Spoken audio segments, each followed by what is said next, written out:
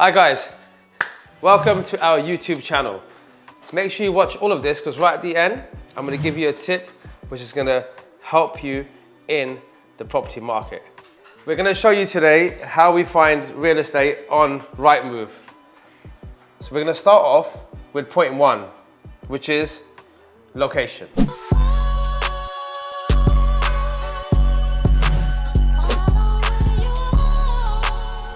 So the area I'm going to start with is going to be Slough. So I'm going to go near Slough Station. The reason behind this is you've got the Elizabeth line, Crossrail, a lot of people actually investing in the area, a lot of people actually renting there. The rentals are actually really, really high and the return on investment for these properties is really, really good at the moment. So we're going to be looking at any properties near the station. Now what we're going to be doing, we specialize, as you know, in HMOs. So we ideally want a 6-bed. So the first thing I'm going to do, I'm going to type in Slough Station. I'm going to say this area only to begin with. We're going to go for number of bedrooms and I'm going to start with a 2-bed and I'm going to go up to a 3-bed. Property type is going to be a house. Now you may be wondering why I'm not going to go for a 5-bed or a 6-bed. But the reason behind this is quite simple, is price.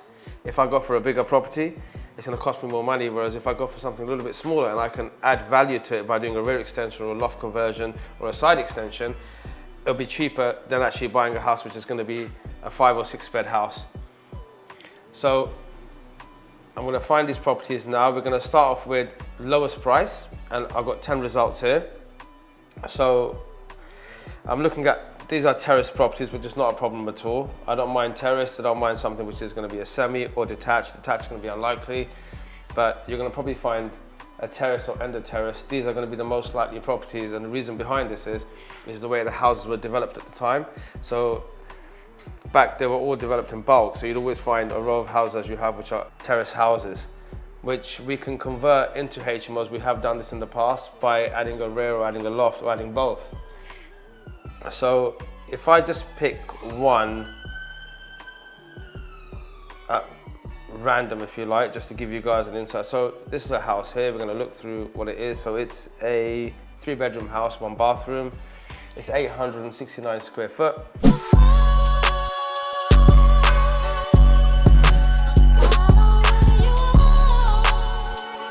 The first thing I'm going to look at is the floor plans. This will now give me an indication of how we're going to add value to it, if we can rejig what's already there, because we have the experience and the knowledge of over 15, 20 years of doing HMOs and property itself. We know what we need to do to a property to get it to the level that we want to make it a 6-bed and make it a viable investment. So with this one, you've got the reception, you've got the kitchen, and it has an outbuilding as well, which is quite interesting. You've got 3 bedrooms upstairs. It looks like the bathroom is downstairs, which it is. The bathroom is downstairs. So now, just immediately me looking at this, I can probably keep the kitchen downstairs. Or actually, let me see this. I'd probably actually, I'm doing this like this, there's no rehearsal here, which is why I may come back and forth to you. But I'd probably, the reception, kitchen, diner, would have the stairs going up there. There's a door going there, so we'd keep that there. Okay, we'd have a partition, probably have a bedroom downstairs where the kitchen diner is. Sorry, the reception dining room is, make that into 1 bedroom. I would then make the downstairs kitchen into another bedroom because it's already got a bathroom there, so the plumbing work's already done there. I'd keep that there. I'd have to look at what the minimum requirements are for the kitchen size in this area, and if I can, then I'll put the kitchen upstairs. So immediately we've got 4 bedrooms by just doing that. And looking at it, I don't think we can do a loft conversion here, but looking at the pictures, it looks like we can go back, and it looks like one of the neighbouring properties, if you look to the left, looks like they've already gone back. So they've done a rear extension, so we do a rear extension here. And by adding that rear extension, the chances are we'd get at least another 1, if not 2 bedrooms downstairs. With the outbuilding, and you just have a look at what it gives me in description. So it says 3-bedroom,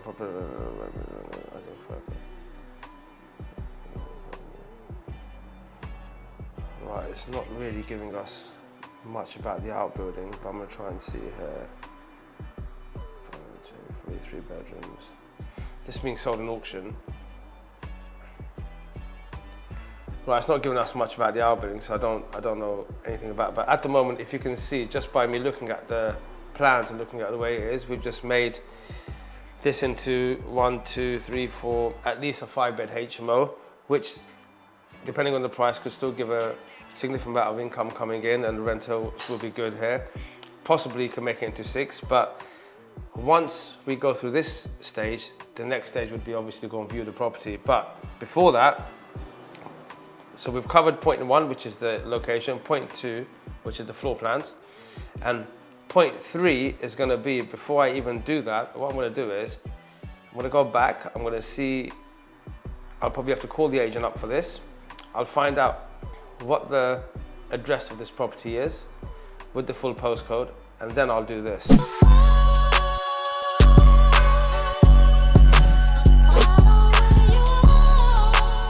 So we're going to go to RIGHTMOVE, and we're going to type in RIGHTMOVE sold prices. So the reason we do this is it's quite simple. So how do you know the property you're purchasing is actually going to be worth the money you're going to be offering? Number 1. Number 2, you want to make sure that you're getting a good deal. So market changes all the time, as you know, due to interest rates and everything else. So you have to make sure that the price you're going to be paying on this is going to be a reasonable, or if not a good price. So with this property, I've just called the agent up because all they had was SL2. They didn't have the full postcode, but I've asked them for it now. So now we have it.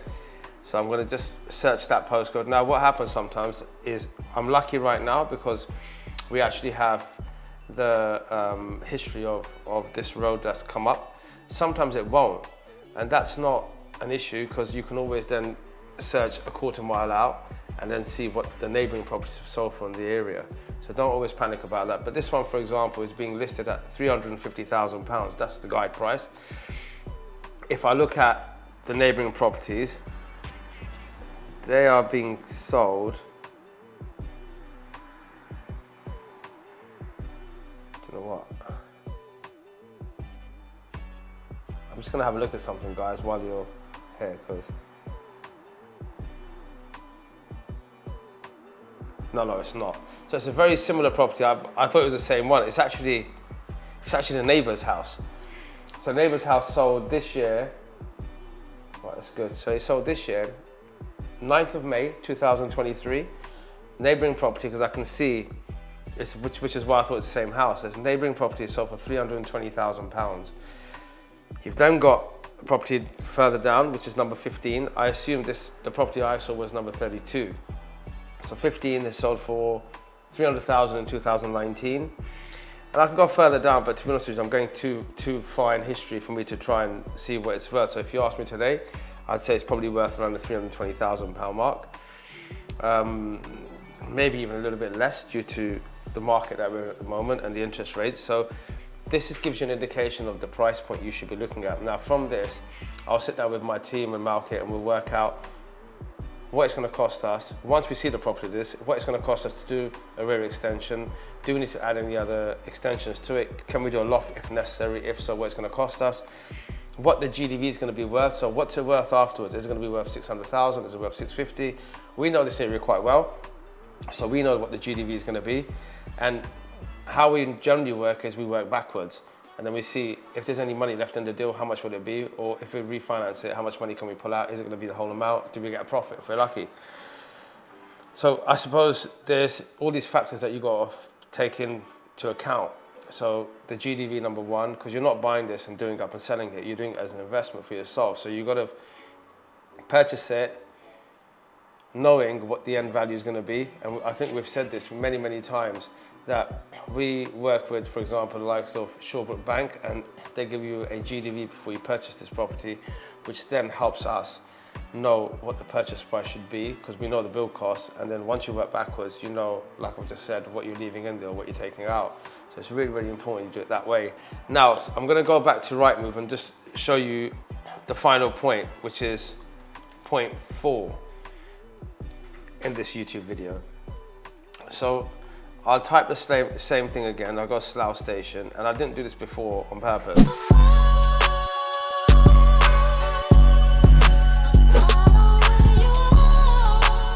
But this is a little trick I'm going to tell you. So if I go Slough Station, I go only here, I go 2 bedroom and I go 3 bedroom.